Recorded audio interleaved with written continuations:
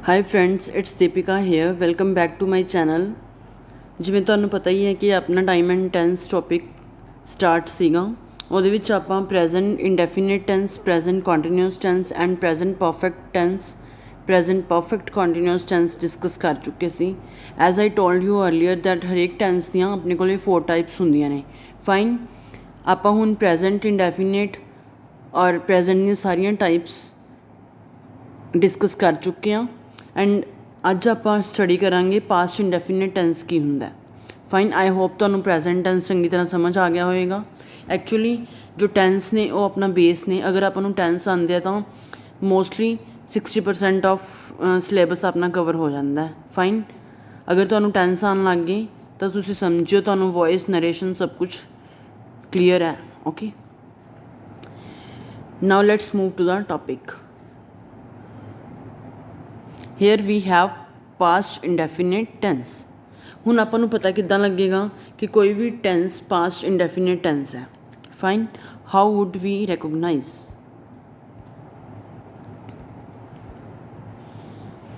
ਜਦੋਂ ਕਿਸੇ ਵੀ ਟੈਂਸ ਦੇ ਵਿੱਚ ਔਰ ਕੋਈ ਵੀ ਕੰਮ ਪਹਿਲਾਂ ਪਾਸਟ ਦੇ ਵਿੱਚ ਹੋ ਚੁੱਕਿਆ ਹੋਵੇਗਾ ਤਾਂ ਉਹਨੂੰ ਆਪਾਂ ਕੀ ਬੋਲਾਂਗੇ? ਉਹ ਟੈਂਸ ਕਿਹਦੇ ਅੰਡਰ ਆਏਗਾ? ਪਾਸਟ ਇੰਡੈਫੀਨਿਟ ਟੈਂਸ ਦੇ। ਜਿਵੇਂ आई टुक टी, मैंने चाह पीती।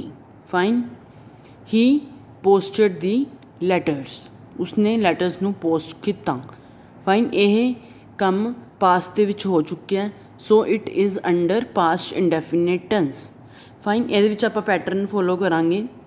Eight first we should place here subject, then second form of verb, then object.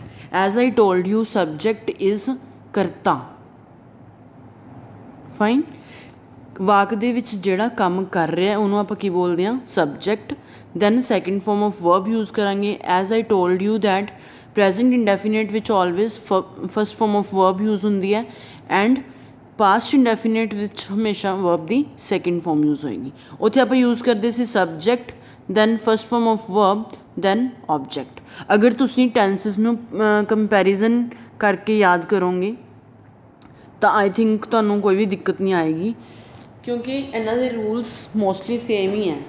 Fine, present indefinite विच आपां first form of verb use करते हैं तो पास्ट इंडैफिनेट दे विच आपां वर्ब दी सैकेंड फॉर्म यूज़ करते हैं, बाकी सारा as it is. Fine, now look at these examples. He bought a book, he is subject here. As I told you, at first we should take here subject, okay, after that second form of verb, then object. He is subject here, bought is second form of buy. Fine, buy ਹੁੰਦਾ ਖਰੀਦਣਾ, bought ਹੁੰਦਾ ਖਰੀਦਿਆ। Fine, he bought a book. A book is an object here.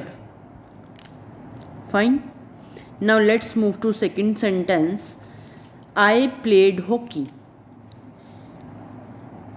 And one thing to remember is that ਇਹ ਵਾਲਾ pattern ਆਪਾਂ ਦੋਵਾਂ ਨਾਲ use ਕਰਾਂਗੇ, ਚਾਹੇ ਉਹ ਆਪਣੇ ਕੋਲੇ ਸਿੰਗਲ ਪਰਸਨ ਹੈ ਚਾਹੇ ਆਪਣੇ ਕੋਲ ਉਹ ਪਲੂਰਲ ਪਰਸਨ ਹੈ। Fine, if we have he she it और it can be any name. अगर अपने को ही शी इट सबजैक्ट है या फिर किसी का भी नेम है तो आप ये वाला पैटर्न फॉलो करांगे। और अगर अपने को सबजैक्ट प्लूरल है मीनस आई वी यू दे है तो फिर भी आप सेम पैटर्न फॉलो करांगे। फाइन, प्रैजेंट इंडैफिनेट दे आप की करते वर्ब की फस्ट फॉर्म नाल एस और ई एस यूज़ करते सी जो अपने को सिंगुलर सबजैक्ट सी, बट प्लूरल नाल आप ओनली वर्ब की फस्ट फॉर्म यूज़ करते सी। बट इत्थे पैटर्न दोनों लई की रहूगा? Same. Only second form of verb use करनी है पास्ट इंडैफिनेट टेंस दे विच। Fine, now second sentence is I played hockey. I is plural in form, that is subject. I की है अपने को सबजैक्ट, प्ले हुंदा है खेलना। Okay, played is second form of verb play. Okay, कहते प्ले की सैकेंड फॉर्म की होंगी है played. Then hockey, hockey is a game. Okay, I played hockey, सब तो पहला आप सबजैक्ट प्लेस किया, आफ्टर दैट वर्ब की second form, then we should place here object.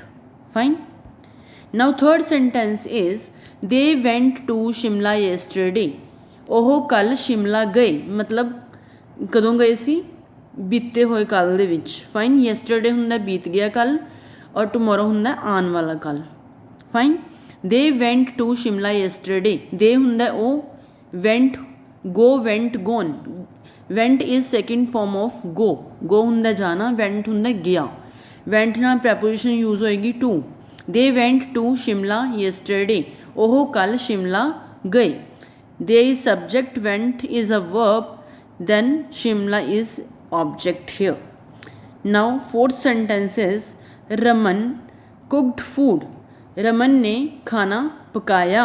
okay, Raman is subject, cooked is second form of cook, cook is first form and cooked is second form of verb, then food, food is object here. I hope you are getting me. Now fifth sentence is the children learned their lesson, बच्चों ने अपना पाठ याद किया। The children learned their lesson, children is subject here, learned is a second form of verb, there is possessive pronoun and lesson is an object here. Fine. Now let's move to the negative sentence of past indefinite tense.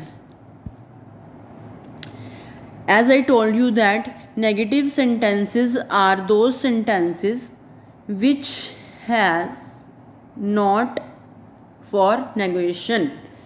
कहते negative sentence वो sentence ਹੁੰਦੇ ਆ ਜਿਹਦੇ ਵਿੱਚ ਆਪਣੇ ਕੋਲੇ ਕੀ ਹੁੰਦਾ note ਲੱਗਿਆ ਹੋਵੇ। ਇਹਦੇ ਵਿੱਚ ਆਪਾਂ ਕੀ ਫੋਲੋ ਕਰਾਂਗੇ ਪੈਟਰਨ, एट फर्स्ट आप सबजैक्ट प्लेस करांगे, then did, then not, then first form of verb, then object. One thing to remember here is that इत्थे आप डिड प्लेस किया है। फाइन, तो डिड नाल ऑलवेज आप वर्ब की फर्स्ट फॉर्म यूज़ करांगे। फाइन, क्यों यूज़ करांगे ਇਹਦਾ भी कोई रीज़न है। ओके, अपने को हुंदा do.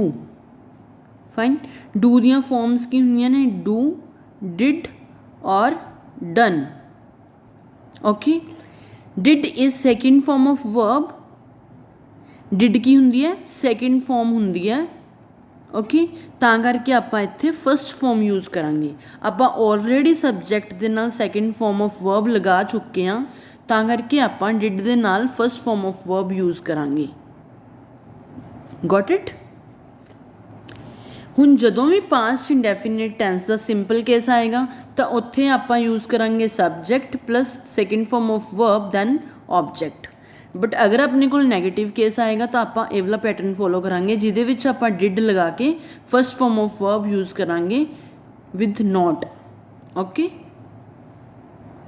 I hope you are getting me. Now next move to the examples.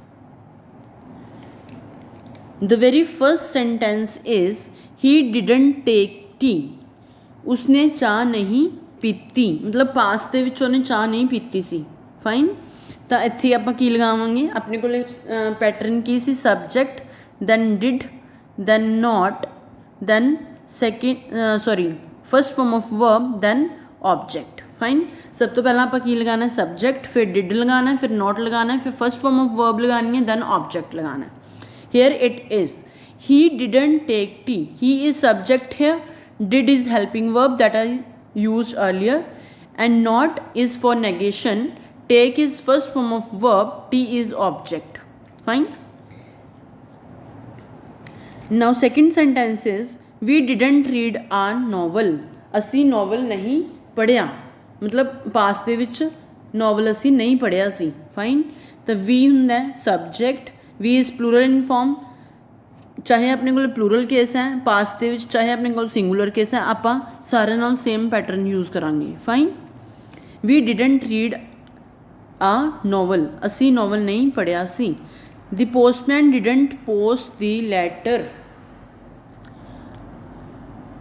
Hair the postman is subject, that is singular in case, then we place did, then not, then first form of verb that is post the letter. Letter is a object here. Postman ने letter post नहीं कीता सी. Fine. Now next move to the fourth sentence, that is she didn't clean her room. उसने अपना कमरा साफ नहीं कीता सी. She is singular subject. Okay, then we should place here did.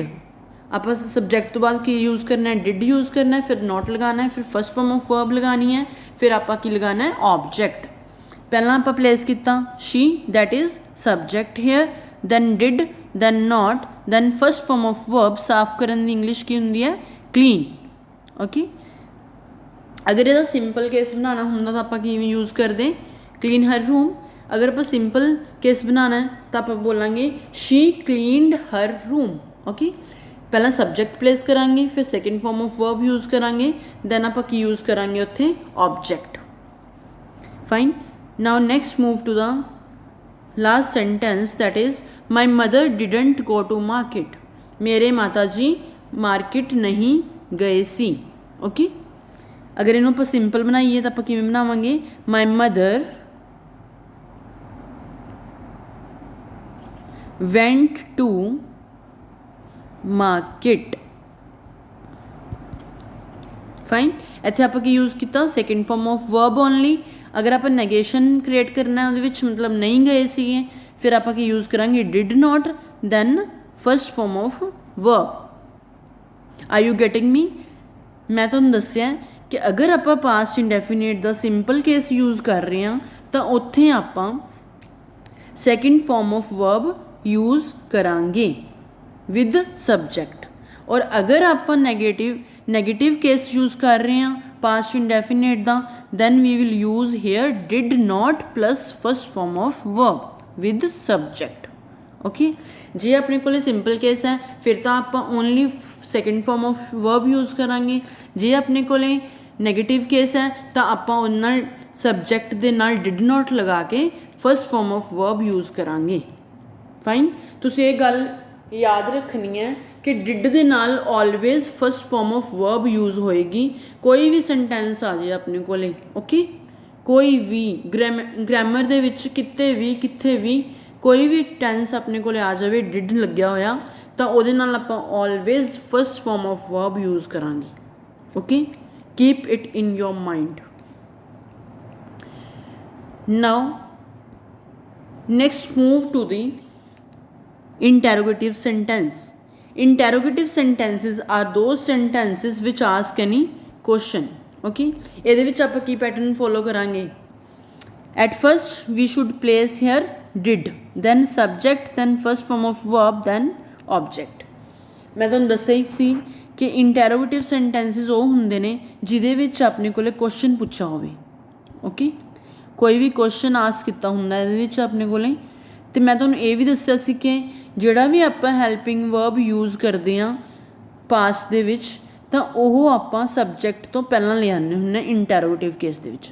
कोई भी इंटैरोगेटिव सेंटेंस है तो उहदे विच हैल्पिंग वर्ब की लगदा है बिफोर सब्जैक्ट. सब्जैक्ट तो पहलां प्लेस करते हैं पर डिड होवे चाहे डू होवे चाहे डज होवे इंटैरोगेटिव च. Fine. Now look at these examples. The first one is did he go to college.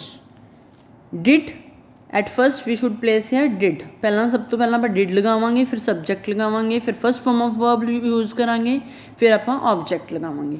did he go to school. did is helping verb, he is subject, go to is first form of verb, then college is object, to is preposition here. okay, and last ते की लगावांगे आपां question mark. Now next sentence is did you take coffee. कि तुसी coffee पीती. Okay, did is helping verb, you is subject, take is first form of verb, then coffee is object. Now next sentence is did your sister write a letter. कि तुहाडी sister ने letter लिखिया, मतलब लिखिया सी past दे विच. जो भी काम पास्ट दे विच होया उन्होंने आप पास्ट इंडेफिनिट टेंस दे विच रखांगे. Fine. Did your sister write a letter? Did is helping verb, your sister is subject, that is singular in case. Fine. Write. Write is first form of verb, a letter is an object here.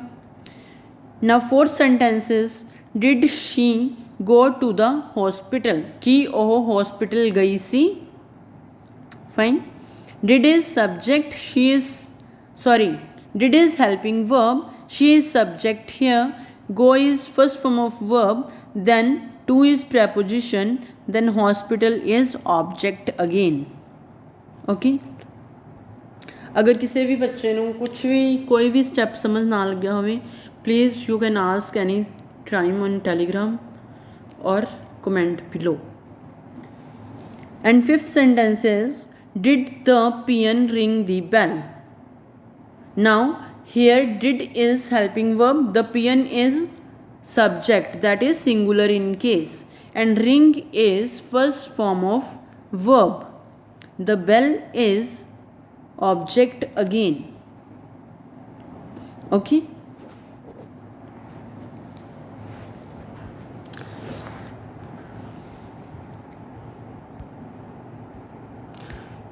Now that's it. I hope तुहानू अज दी video पसंद आएगी, और if you like this video please like, share and subscribe my channel and press bell button to get your notifications. Okay. And next video दे विच आपां पढ़ांगे पास्ट कॉन्टीन्यूस दे बारे. Okay bye, thank you.